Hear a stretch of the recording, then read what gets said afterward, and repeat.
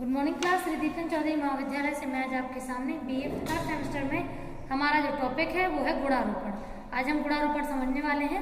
वैसे तो गुणारोपण को इंग्लिश में एट्रीब्यूशन बोलते हैं। एट्रीब्यूशन का मतलब होता है जैसे हम सब क्या है, इंसान है? तो इंसानों के अंदर कुछ क्वालिटीज होती हैं, वही गुण होते हैं उसके, उसी को गुणारोपण बोलते हैं। यानी किसी व्यक्ति की विशेषताओं की अगर हम बात करते हैं तो उसे गुणारोपण कहते हैं। ठीक है, तो पहली डेफिनेशन किसकी है? बेरन की। ठीक है, कब दी है इन्होंने? 2010 में। तो इसमें जो एक मेन लाइन है इनका कहना है कि गुणारोपण एक क्रिया है। क्या है? गुणारोपण एक क्रिया है। नोट डाउन करो, नोट डाउन करो। हाँ, इसमें बेरन के अंदर लिखो, गुणारोपण एक क्रिया है जिसके द्वारा हम दूसरों के व्यवहार के कारणों के बारे में बताते हैं। दूसरों के व्यवहार के कारणों के बारे में बताते हैं। मतलब क्या हुआ? मतलब है कि किसी ने कोई व्यवहार क्यों किया है, कोई भी व्यवहार क्या मतलब कौन सा व्यवहार किया, क्यों किया, तो क्यों का जो जवाब है वो हम ढूंढते हैं। अगर कोई पर्सन ऐसा बिहेवियर कर रहा है तो उसके पीछे कारण क्या है, तो कारण जान लिया, इसका मतलब हम उस रीजन की क्वालिटी जान चुके हैं कि आखिरकार उस रीजन के पीछे कारण क्या था। ठीक है, सेकंड डेफिनेशन है सेवर की 1977 के अनुसार। इसमें इनके अकॉर्डिंग हम लिख सकते हैं गुणारोपण एक संज्ञानात्मक क्रिया है। ठीक है, गुणारोपण क्या है? एक संज्ञानात्मक क्रिया है। फर्स्ट सेम वालों को नहीं लिखना है, ओनली थर्ड सेम वालों को। गुणारोपण एक संज्ञानात्मक क्रिया है जिसके द्वारा हम किए गए प्रत्यक्षीकरण को व्यक्तियों के बारे में व्याख्या करते हैं। ठीक है, जैसे मान के चलो अगर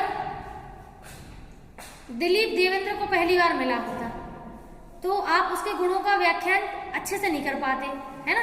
लेकिन अगर आप बार बार लगातार मिल रहे हैं तो इसका मतलब है कि आपने संज्ञान का प्रयोग किया है। संज्ञान मतलब अपने बुद्धि का, अपने विचारों का, अपने निर्णयों का आपने अध्ययन किया है। आपने सोचने की कोशिश की है कि आखिरकार देवेंद्र कैसे हैं, देवेंद्र किस परिस्थिति में कैसे व्यवहार करते हैं। ठीक है, तो यानी कि आपने गुणों को बताया है। नेक्स्ट डेफिनेशन है मायर्स की। मायर्स की है 1988 की। इनका कहना है, इनके अकॉर्डिंग लिखिए, गुणारोपण दूसरे के व्यवहारों की व्याख्या की जाती है। गुणारोपण में दूसरों के व्यवहारों की व्याख्या की जाती है। ठीक है, जिसमें हम कारणों का पता लगाते हैं। ठीक है, इसमें कोई दिक्कत है? अपन तो सिंपल सी बात कर रहे हैं, अगर कोई पर्सन कोई बिहेवियर प्रेजेंट कर रहा है तो वो क्यों कर रहा है। आप जानते हो हम अगर सांस भी लेते हैं तो कारण है क्या कि हमारी बॉडी में जो ऑर्गन है वो वर्क कर रहे हैं। तो हर चीज का कारण है। दुनिया में जो भी घटित होता है, जब व्यक्ति कुछ करता है तो उसका एक कारण होता है। वही कारणों का पता लगाना ही गुणारोपण कहलाता है, कि गुणों का कारण यानी गुणारोपण। ठीक है, अब हेडिंग डालिए गुणारोपण के प्रकारों, कारकों के प्रकार, या कारक लिख लीजिए ओनली। ठीक है, तो दो कारक हैं, पहला है आंतरिक और दूसरा है बाहरी। आप जानते हो अगर आप कोई व्यवहार करते हैं दो ही कारण होते हैं। एक आंतरिक यानी कि आपकी खुद की मर्जी थी वो काम करने में, वो व्यवहार करने में। एक होता है बाहरी यानी कि बाहरी कोई चीज ने आपको प्रभावित किया है जिससे आपने वो व्यवहार किया है। ठीक है, जैसे कॉलेज आना था, अब कॉलेज आया तो आप देवेंद्र के कहने पर आए, खच ओस के जबरदस्ती खींचने पर आए, या फिर आप अपनी मर्जी से आए। तो समझ में आया आपने जो व्यवहार किया उसके पीछे क्या कारण है, वो आप समझ सकते हैं बेहतर। हमें तो नहीं पता, बाद में समझ जाएंगे। लिखिए आंतरिक में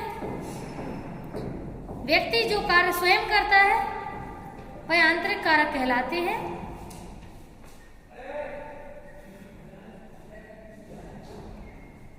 अर्थात उद्देश्य की पूर्ति करने हेतु व्यवहार करना। व्यक्ति जो कार्य स्वयं करता है वह आंतरिक कहलाते हैं, अर्थात उद्देश्य की पूर्ति करना आदि। सेकेंड लिखो बाह्य कारक, एक्सटर्नल फैक्टर्स बोलते हैं इसको हम। ऐसे कारक जो परिस्थिति या वातावरण से संबंधित हों। ऐसे कारक जो वातावरण या जो परिस्थिति या वातावरण से संबंधित हो। समझ रहे? मान के चलो मतलब देह में तो तुम्हारा वातावरण ही है ना, समाज है तुम्हारा, उनके इंसिस्ट करने पर आए हैं आप। इसका मतलब अब आपके अंदर आपका व्यवहार तो आपने किया है, आ तो गए कॉलेज, लेकिन आप बाहरी कारणों से आए हैं, आंतरिक से नहीं। ठीक है, नेक्स्ट हेडिंग लिखिए प्रकार। तो 3 प्रकार हैं इनमें, मतलब गुणारोपण के 3 प्रकार होते हैं। कोई भी व्यवहार करते हैं तो मतलब कितने प्रकार से व्यवहार करते हैं वो देखना है। कारण तो जान लिए 2 प्रकार के हैं, बाहरी और आंतरिक। अब देखना है कितने प्रकार से गुणारोपण होता है। फर्स्ट है अंतर्वैयक्तिक। जब हम किसी व्यक्ति या समूह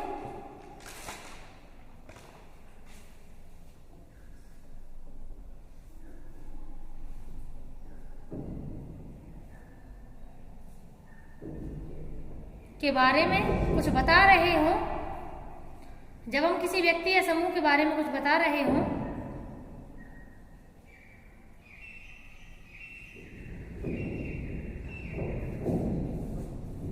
तब हम स्वयं को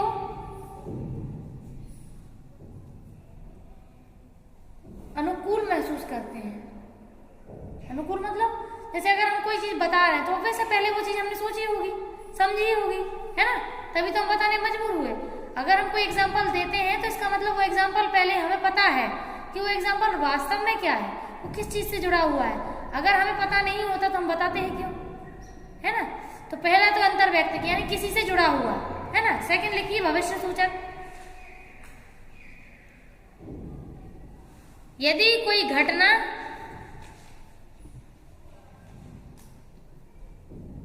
या किसी कार्य के कारण व्यक्ति किसी कठिनाई में पड़ता है, किसी घटना या कार्य के कारण व्यक्ति किसी कठिनाई में पड़ता है, मतलब प्रॉब्लम में फंस गया है, तब वह उससे बचने का प्रयास करता है। करते हो कि नहीं करते हो? कि अच्छा लगा तो प्रॉब्लम में फंसो तो व्यवहार तो करोगे ना। व्यवहार करोगे तो इसका मतलब आप गुणारोपण कर रहे हैं। ठीक है, पहला तो जब प्रभावित हो रहा है 2 व्यक्ति, दूसरे में हम खुद अपने लिए वो चीज करना चाहते हैं, और थर्ड है व्याख्यात्मक। व्यक्ति अपने वातावरण का सकारात्मक और नकारात्मक। तीसरा है व्याख्यात्मक, उसमें लिखिए व्यक्ति अपने वातावरण से सकारात्मक और नकारात्मक दोनों व्यवहारों से सीखता है। ठीक है, बस इतना ही।